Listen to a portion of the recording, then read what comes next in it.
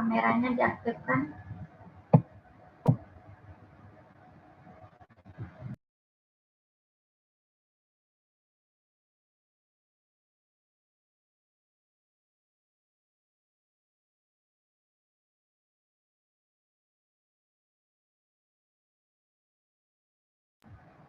Kita lanjut ya. Silakan kelompok 1 pertanyaannya.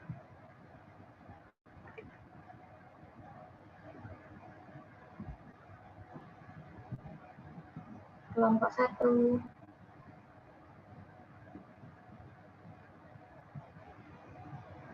Wajib bertanya ya.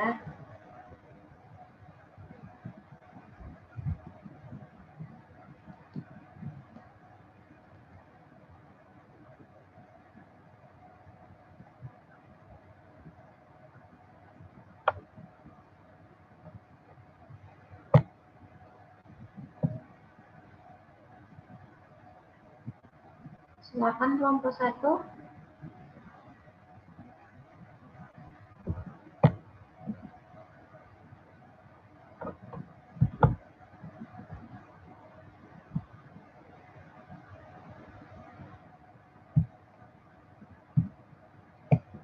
Pertanyaannya ada di chat ya, saya bacakan. Apakah anemia pada ibu hamil berdampak pada janin yang dikandungnya?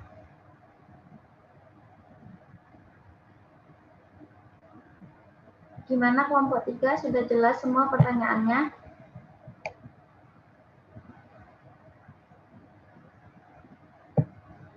Sudah.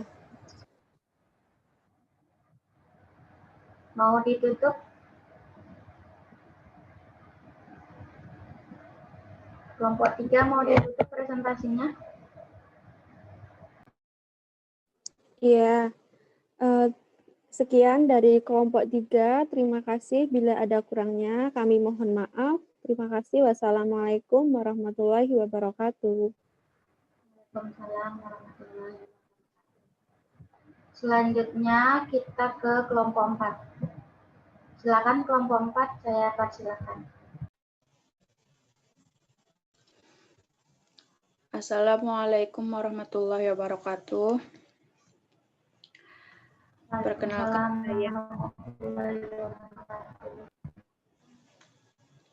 Perkenalkan saya Sulasri Andrini, perwakilan dari kelompok 4. Di sini kami akan menyampaikan hasil diskusi kami mengenai demam berdarah. Yang pertama disampaikan oleh Hikmah Pertiwi.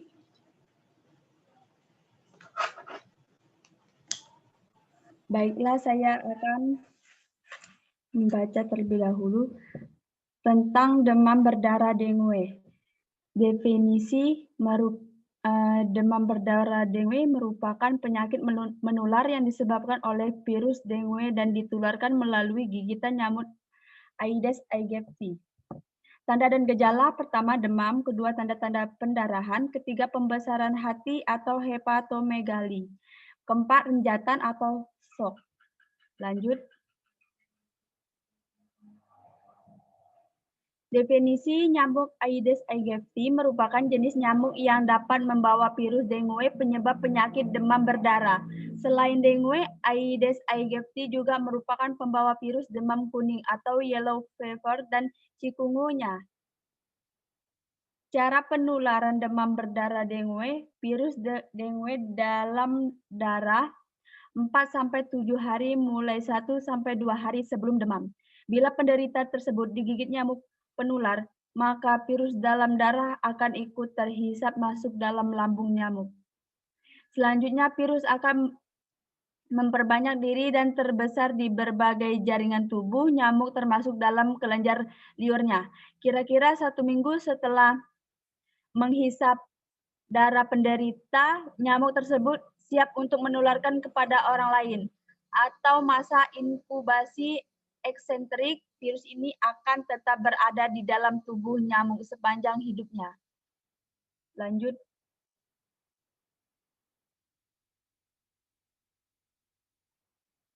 Sifat-sifat telur.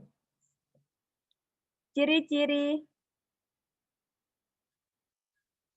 nyamuk Aedes aegypti atau siklus hidup nyamuk, telur, jentik, kepompong, nyamuk, proses perkembangnya kurang lebih 9-10 hari. Sifat-sifat telur, 1. Setiap kali nyamuk betina bertelur, mengeluarkan telur kurang lebih 100 butir yang diletakkan satu-satu pada dinding bejana. 2. Telur warna hitam, ukuran kurang lebih 0,8 mm di 4 kering tanpa air dapat bertahan sampai 6 bulan. Telur akan menetas menjadi jentik dalam waktu kurang 2 hari setelah terendam air. Sifat-sifat jentik, pertama, jentik yang menetas dari telur akan tumbuh menjadi besar, panjang 0,51 cm. 2. Selalu bergerak aktif di dalam air. Gerakannya berulang-ulang dari bawah ke atas permukaan air untuk bernapas, kemudian turun kembali ke bawah dan seterusnya. Ketiga, pada waktu istirahat, posisinya hampir tegak lurus dengan permukaan air, biasanya berada di sekitar dinding tempat penampungan air. 4. Jentik memerlukan 4 tahap perkembangan, pengaruh makanan, suhu menentukan kecepatan perkembangan jentik, mago kondisi optimal perlu waktu 7 hari. Selanjutnya akan dibacakan oleh Cantika.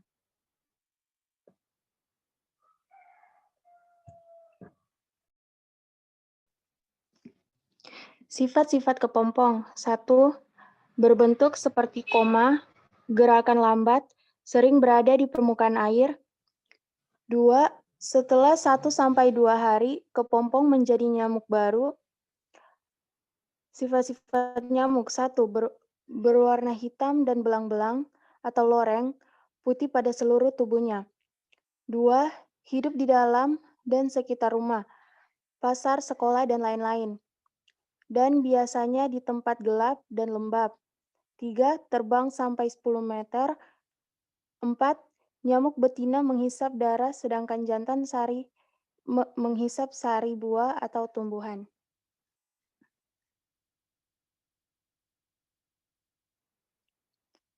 Perbedaan nyamuk dewasa. Pemberantasan nyamuk dewasa dilakukan dengan cara penyemprotan dengan insektisida.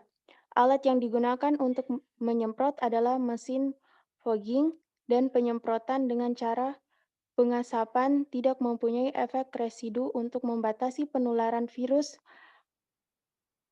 Penyemprotan dilakukan 2 siklus dengan interval 1 minggu. Pada penyemprotan siklus pertama, semua nyamuk yang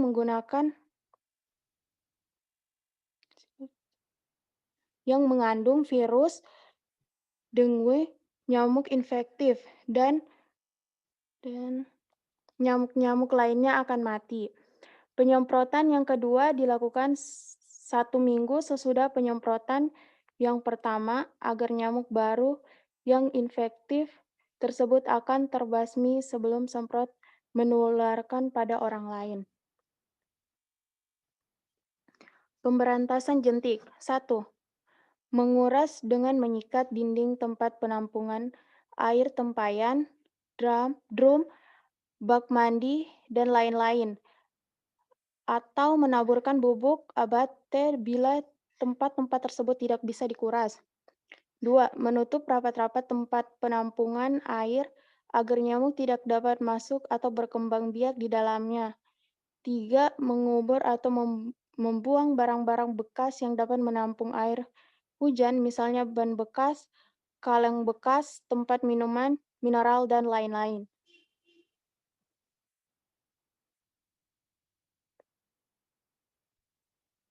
Selanjutnya akan dibacakan oleh Ayu Maratus.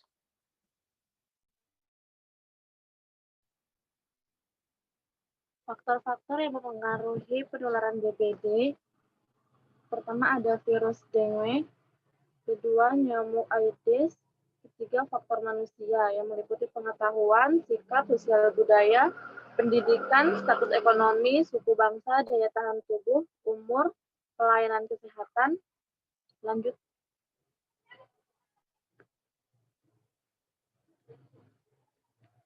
Perilaku kesehatan yang mempengaruhi DBD. 1. Membersihkan tempat penampungan air seminggu sekali, seperti di vas bunga, air tempat minum burung. Kedua, menutup rapat-rapat tempat penampungan air seperti tempayan, bak mandi, dan tempat penampungan air bersih yang memungkinkan tempat berkembang biak nyamuk, hendaknya ditutup rapat-rapat. Ketiga, menguras tempat penampungan air sekurang-kurangnya 1 minggu sekali, seperti bak mandi, tempayan, dan tempat penampungan air bersih. Keempat, mengubur barang-barang bekas, barang-barang yang memungkinkan air tergenang seperti ban bekas, kaleng-kaleng, plastik bekas, tempurung kelapa.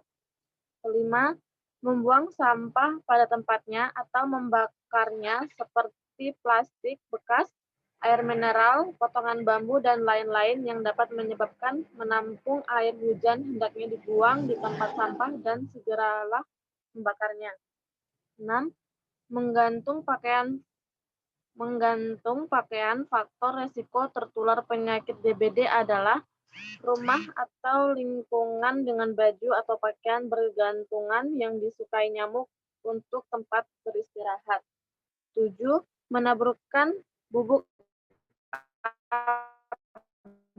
abate 1 cm air. Abate ini mirip garam dapur. Bubuk abate ditaburan ke dalam wadah-wadah air di dalam rumah.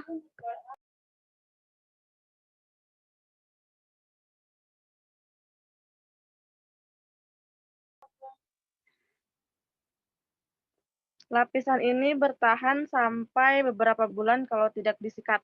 Lanjut.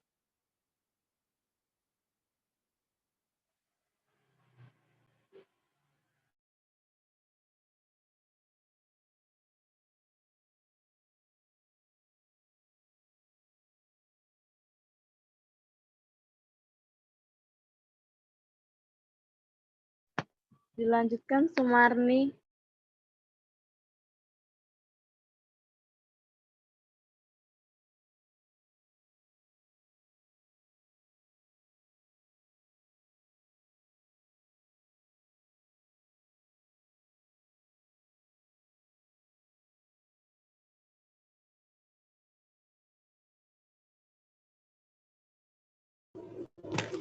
Suara kamu belum kedengeran, Mar.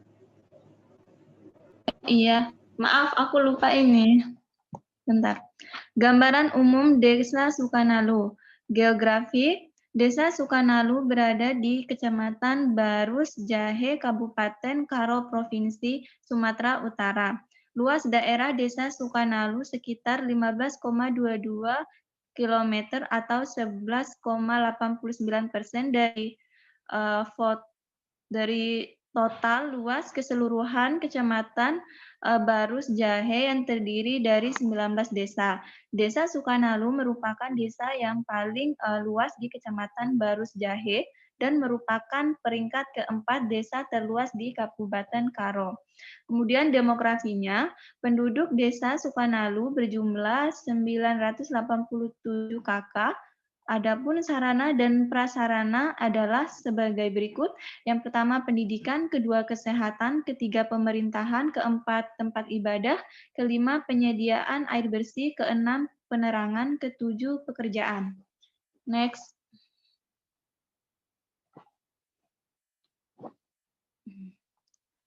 Analisis univariat.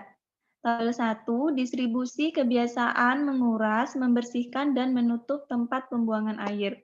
Kebiasaan menguras, membersihkan, dan menutup tempat pembuangan air yang pertama buruk, frekuensinya 38, kemudian presentasinya 47,5%.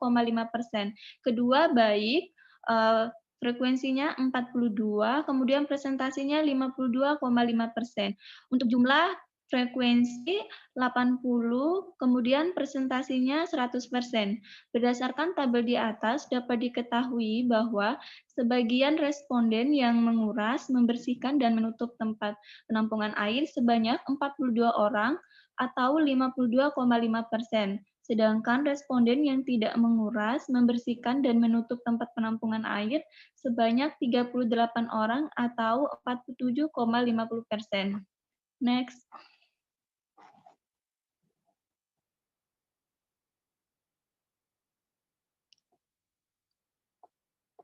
Next.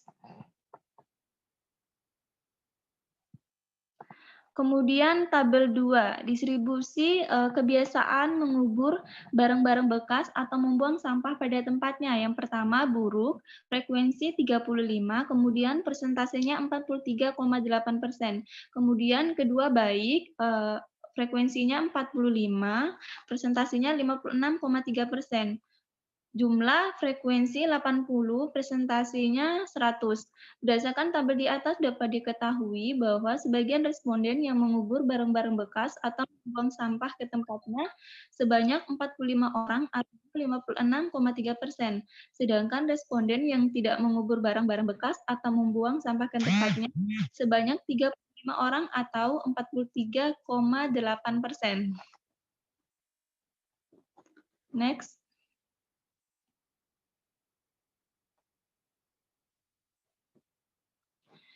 Tabel 3, distribusi kebiasaan menggantung pakaian. Yang pertama buruk, frekuensinya 43, kemudian presentasinya 53,8%. Kemudian kedua baik, frekuensinya 37, presentasinya 46,3%. Jumlah frekuensi 80, presentasinya 100%.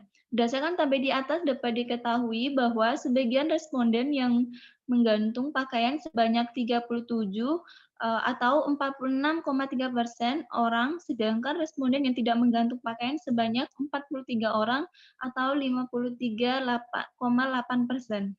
Selanjutnya akan dibacakan oleh Ferin. Selanjutnya tabel keempat, distribusi kebiasaan menabur bubuk abate. Yang pertama, distribusi kebiasaan menabur bubuk abate. Yang pertama buruk, frekuensinya 60, presentasinya 75%. Yang kedua, baik, frekuensinya 20 dan presentasinya 25%. Jumlah frekuensinya 80 dan presentasinya 100%.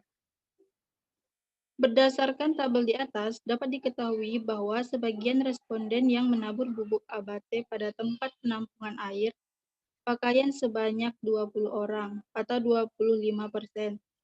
Sedangkan responden yang tidak menabur bubuk abate pada tempat penampungan air sebanyak 60 orang atau 75%. Next.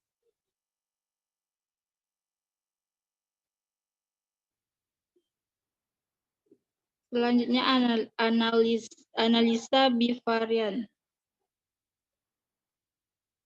Hubungan antara kebiasaan menguras, membersihkan, dan menutup tempat penampungan air dengan keberadaan jentik. Membersihkan penampungan air. Keberadaan jentik yang pertama tidak. Ada 26 atau 65,0%. Yang tidak ada keberadaan jentik 12 atau 30,0%. Yang kedua, ada keberadaan jentik 14 atau 35,0% dan tidak ada keberadaan jentik 28 atau 70,0%. Total keseluruhannya yang ada keberadaan jentik adalah 40 dan yang tidak ada keberadaan jentik 40. Berdasarkan hasil penelitian yang dilakukan, diperoleh hasil bahwa rumah yang menguras atau membersihkan dan menutup tempat penampungan air namun masih ada di tempat penampungan air sebesar 35,0%. Sedangkan yang tidak menguras, membersihkan dan menutup tempat penampungan airnya sebanyak dan terdapat jentik di penampungan airnya sebesar 65,0%. Rumah yang tidak menguras, membersihkan dan menutup tempat penampungan air dan tidak terdapat jentik di rumahnya sebesar 70,0%. Dan rumah yang tidak pernah menguras, membersihkan dan menutup tempat penampungan air di rumahnya dan tidak terdapat jentik di rumahnya sebesar 30,0%. Berdasarkan hasil uji Siquard P value yang diperoleh adalah 0,002.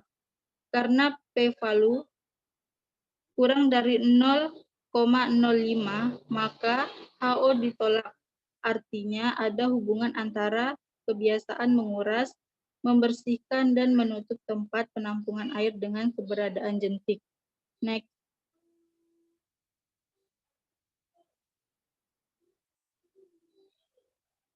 Tabel kedua, hubungan antara kebiasaan mengubur barang-barang bekas-bekas atau membuang sampah pada tempatnya dengan keberadaan jentik. Membersihkan, mengubur barang-barang bekas. Yang ada keberadaan jentik 22 atau 5,0%. Yang tidak ada keberadaan jentiknya 13 atau 32,5%.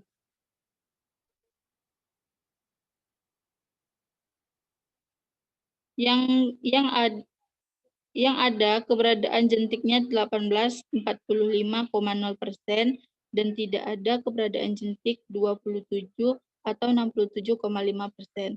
Total yang ada keberadaan jentiknya 40 dan tidak ada keberadaan jentiknya 40. Berdasarkan hasil penelitian yang dilakukan, diperoleh hasil bahwa rumah yang mengubur barang-barang bekas atau membuang sampah pada tempatnya sebesar 45,0%, sedangkan yang tidak mengubur barang-barang bekas atau membuang sampah pada tempatnya dan terdapat jentik di rumahnya sebesar 55,0%. Rumah yang tidak mengubur barang-barang bekas atau membuang sampah pada tempatnya terdapat jentik di rumahnya sebesar 67,5%. Dan di rumah yang tidak pernah mengubur barang-barang bekas atau membuang sampah pada tempatnya di rumahnya dan tidak terdapat jentik di rumahnya sebesar 32,5%. Berdasarkan hasil uji C-squared, P-value yang diperoleh adalah 0,043. Karena P-value lebih kurang dari 0,05, maka HO ditolak. Artinya, ada hubungan antara kebiasaan mengubur barang-barang bekas atau membuang sampah pada tempatnya dengan keberadaan jentik. Selanjutnya, kembali ke moderator.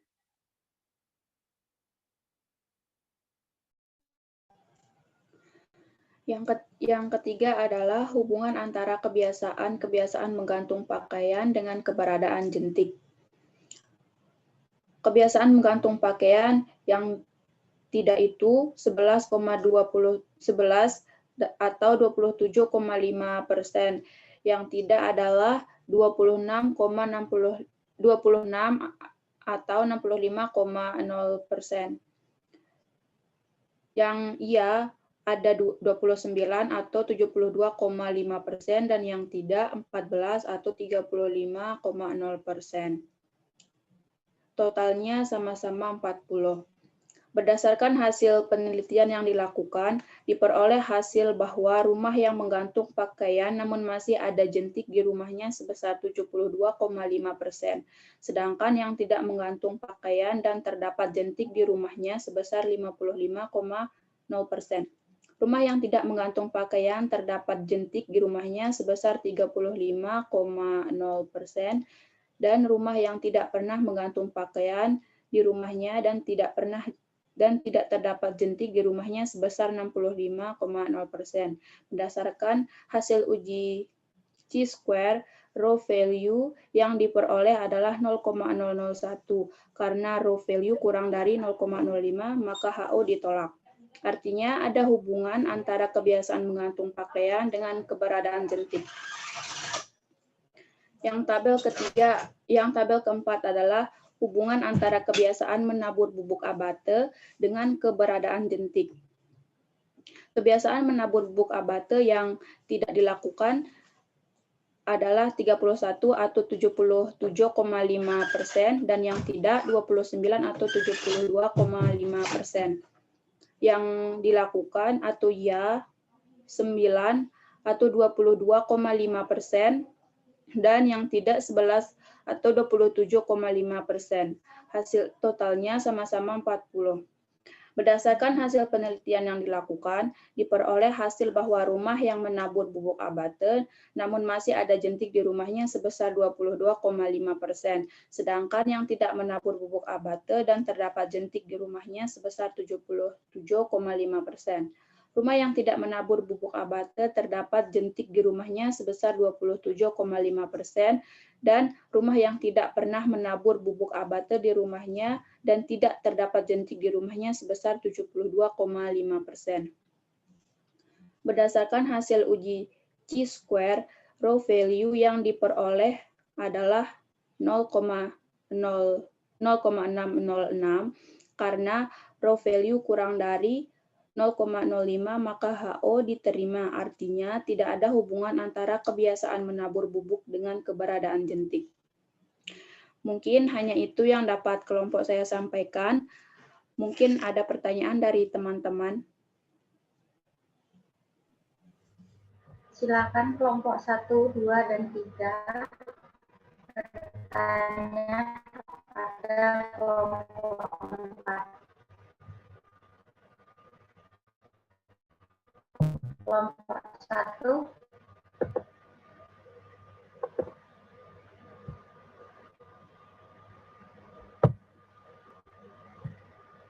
Wajib bertanya ya. Silakan.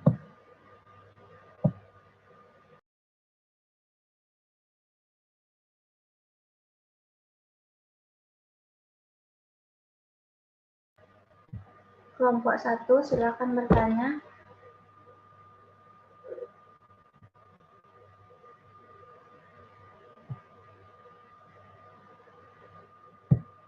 Di kolom chat ada pertanyaan dari kelompok 4.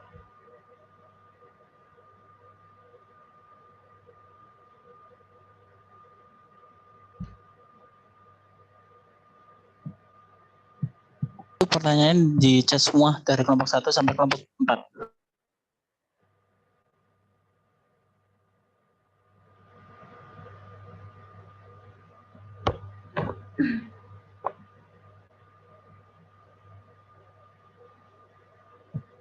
Pertanyaan dari kelompok 1, apa yang menyebabkan kematian pada seseorang penderita demam berdarah?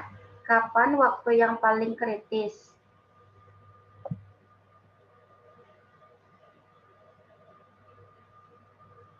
Pertanyaan dari kelompok 2, apa judul artikel, judul jurnal, kata kunci, dan tahun?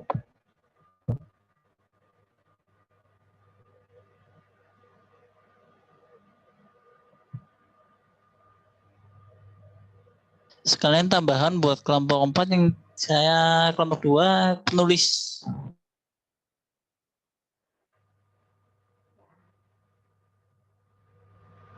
Pertanyaan dari kelompok 3. Jadi apa kesimpulan dari presentasi yang disampaikan dari kelompok 4 tadi?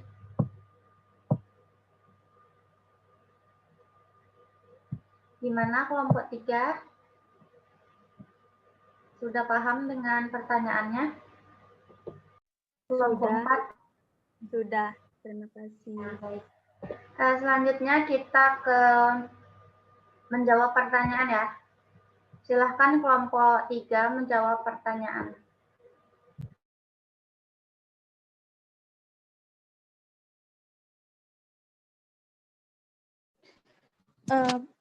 Baik, saya akan menjawab pertanyaan dari Tio yang bertanya tentang judul, kata kunci, dan lainnya. Judul karya ilmiah, hubungan umur, tingkat pendidikan, dan aktivitas fisik santriwati Husada dengan anemia. Judul jurnal, jurnal berkala epidemiologi. Penulis Lukman Dwi Priyono, tahun 2018, kata kunci umur, tingkat pendidikan, aktivitas fisik, dan anemia. Nanti akan saya tulis di kolom chat. Terima kasih.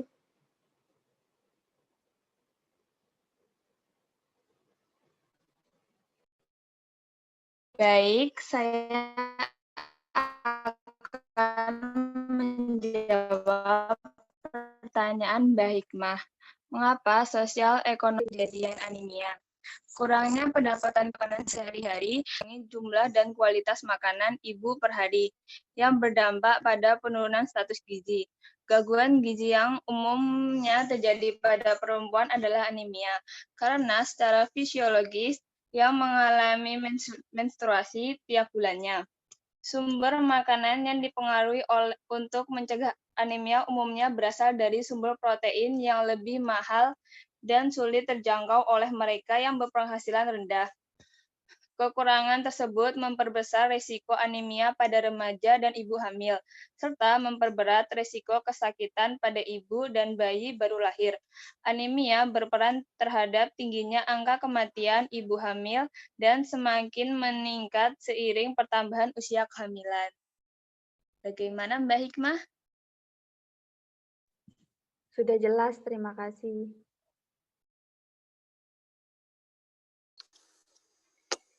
Selanjutnya, saya akan menjawab pertanyaan dari Mbak Ayang, kelompok 1.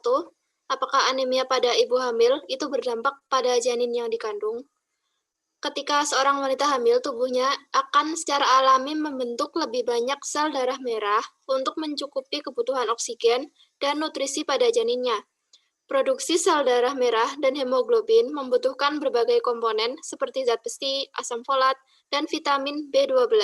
Ketika tubuh tidak memiliki bahan-bahan ini dalam jumlah yang cukup, maka akan terjadi anemia atau kekurangan sel darah merah. Ibu hamil yang terkena anemia beresiko lebih tinggi mengalami persalinan prematur, kematian janin, atau bayi lahir dengan berat rendah. Dampak jangka panjang yang bisa terjadi adalah perubahan fungsi otak akibat kekurangan zat besi selama di dalam kandungan. Bagaimana Mbak Ayang?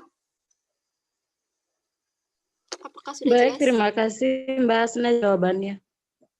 Jelas. Ya,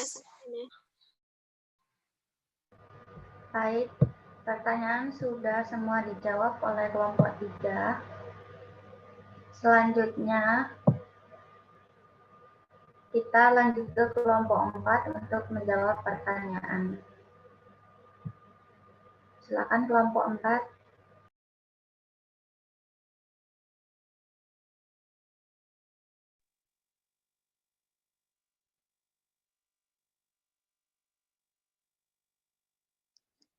Izin menjawab pertanyaan dari kelompok 3.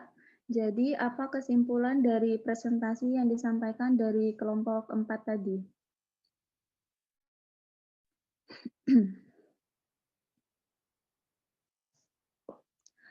Berdasarkan hasil penelitian perilaku masyarakat dengan keberadaan jentik di Desa Sukanalu, Kecamatan Barusjahe, Kabupaten Karo 2017 dapat disimpulkan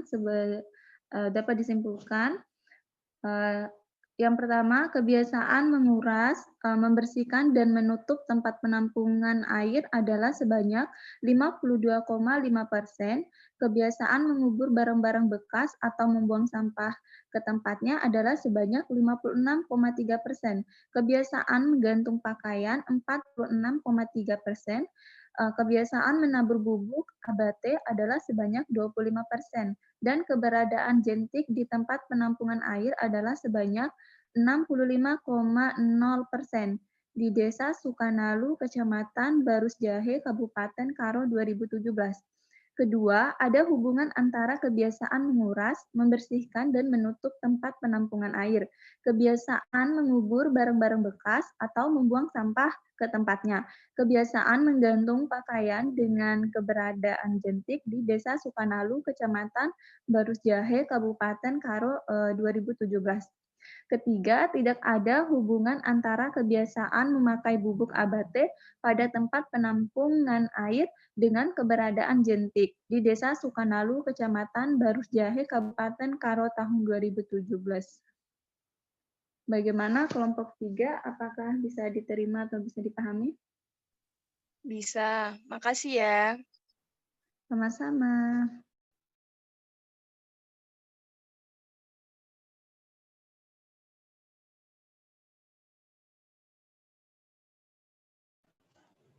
Selanjutnya saya akan menjawab pertanyaan dari kelompok 1. Apa yang menyebabkan kematian pada seorang penderita demam berdarah dan kapan waktu yang paling kritis? Yang pertama itu apa yang menyebabkan kematian pada seorang penderita demam berdarah? Yaitu bocornya plasma pada pasien juga bisa menyebabkan shock hipovolemik atau sindrom shock dengue. Akibatnya, pasien akan kehilangan banyak cairan meski sudah banyak minum atau mendapatkan cairan infus. Jika sudah mencapai tahap ini, sistem organ akan gagal menjalankan fungsinya sehingga akan mengakibatkan kematian. Dan kapan waktu yang paling kritis? Fase kritisnya terjadi 3-7 hari sejak demam dan berlangsung selama 24-48 jam. Cairan tubuh penderita harus dipantau ketat dan pasien tidak boleh kekurangan maupun kelebihan cairan. Apakah bisa dipahami, Mbak Ayang? Bisa, terima kasih atas jawabannya. Ya, sama-sama.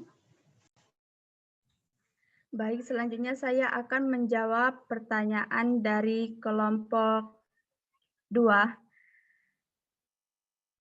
Apa judul artikel, judul jurnal, kata kunci, dan tahun?